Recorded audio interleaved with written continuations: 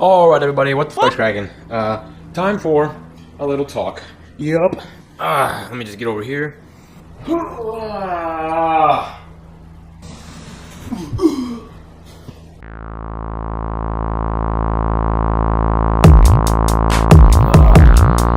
get cracking then. Yep. Oh, sounds like a wonderful idea. Yep. You heard the title of this video?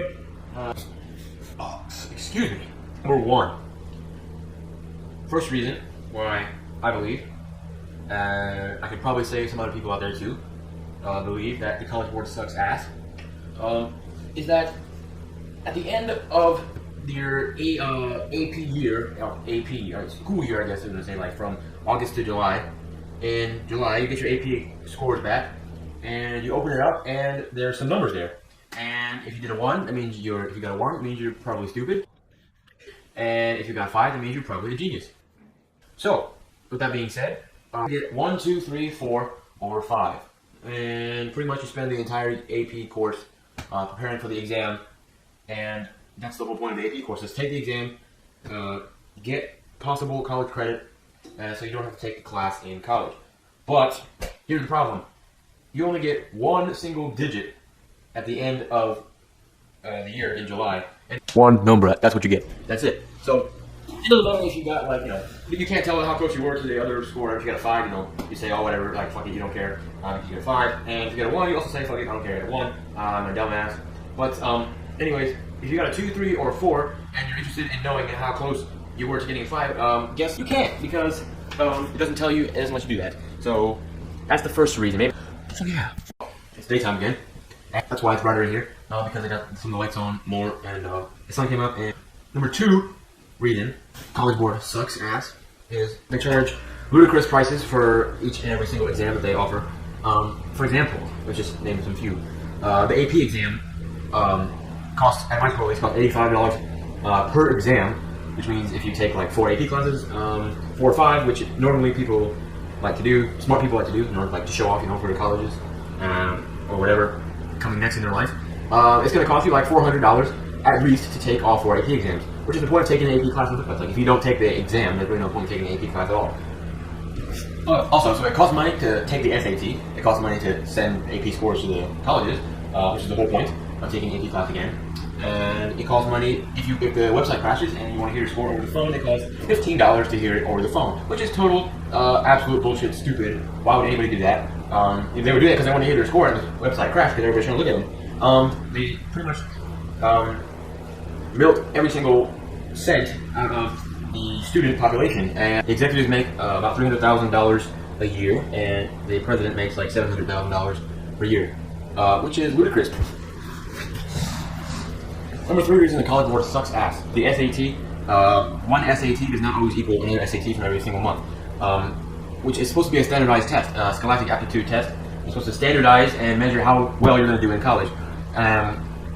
But, one score from 1 month of administration of the test does not equal another score from that 1 month administration of the test. For example, I took the SAT in June 2018, and if anybody's familiar with that test, it was really, really easy. So there was a humongous downward curve to it, which means that if I got 2 questions wrong on this test, or whatever, if I got say I got 5 questions wrong on the June test, and then I had taken the October test of 2017, I got 5 questions wrong.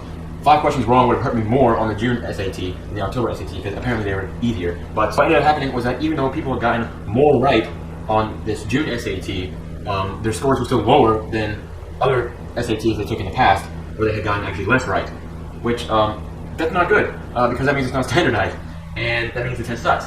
A lot of people study really long for the SAT. I know some people study for like 6 hours a day, which is ridiculous. You should go get a life instead of the SAT is not something you should worry about, in my opinion at least, unless you're trying to get into like an Ivy League or like a super elite whatever school. If yes, you should study for the SAT and get the best score that you can, but you don't need to study for 6 hours a day. And you certainly don't need to hire a tutor, because there's plenty of stuff online like Khan Academy, where you can practice the SAT. I think colleges are realizing now that a 4-digit number, hopefully you got a 4-digit number. If you got in the 3-digit numbers, you probably should just drop out of high school. But I think at least that colleges are realizing that the SAT is not truly representative of how well a student is going to do in school. But even though it does have some merit to it, but it's not as accurate nowadays as with the internet and all the resources you can use to study for it. You can study for it. It's pretty hard to cheat on the SAT, but you can use, the internet has great resources on it. People make videos like me about how to, like, the quirks and stuff, and around like the the secret little tricks to the SAT. I don't make those types of videos, but you can go watch them if you want. Don't know how to take the test, and you just take it. You can do well, but you won't exactly score as high as you could. And plus, it's a bad month, which it shouldn't be any bad months. It should be standardized. It should be the same same level of hardness every single month. If you know how to take the test and you know like what each question is getting at, you'll do well, because the SAT is really structured. Mostly, questions are structured pretty similar to each other, and each different types of questions, and each reading section and math section and whatever. So kids are figuring out, with the help of the internet, how to actually take the test better without the need to hire a private tutor or whatever, which, by the way, is exclusive only to people with a lot of money because they're really expensive. But with the advent of the net and the internet, that's out pretty easily on your own. Oh, look, I got a visitor. Huh? Come here. Yeah. How'd you get in here? The door's closed. What's already been in here? Oh. Come here.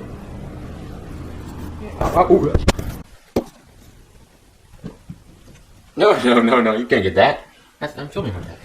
Okay, fourth reason. The College Board.org sucks major ass. Related to the student search service that they provide. Service, first of all, service is supposed to be something that's nice. This service is not nice at all. But it looks like it's too good to be true. And it is, because, let me explain. So when you sign up to take the AP exam or the SAT, or any sort of College Board examination, they have you fill out, like when you go in there, you sit in the room, it's usually pretty cold in there, or there's somebody in the cold and they're coughing up a freaking storm. Like that. Anyways, you sit there and you fill out your bubble in, your name, your ID number, your school code, school name, school address, all kinds of information that the College Board wants to have, and so they can identify you, right? But on one of the questions says, would you like to opt in for the student search service? And in every single teacher packet that the teachers read out loud, they say, oh, hi. Anyways, they read out loud and they say, oh, fill in, don't follow do these things before, I stop reading, even though you could probably do everything in like 10 seconds. And it usually takes like 45 minutes before they start the test. Oh, watch out! Okay. My inbox constantly gets flooded with junk spam mail from colleges that I've never heard of ever in my entire life, and probably will not go to ever in my entire life, saying, come fill out our application. Our great undergraduate class of like, freaking 1,000 students is waiting. Nobody wants to go there. Like, and if you do want to go there, probably because you have some sort of tie with them already. And there are private universities that hit you up and cost a ton of money, and none of that is really useful, I found. But I get at least 15 to 20 emails a day saying, come sign up for this. And I'm sure all of that is the College Board, but I went in and turned off the student search service, and now I only get like 3 emails a day. And I'm not sure how they get my personal information, but do yourself a favor, do not put the yes to the student search service, no matter what your teacher says, and no matter what you think is going to happen, because it doesn't work.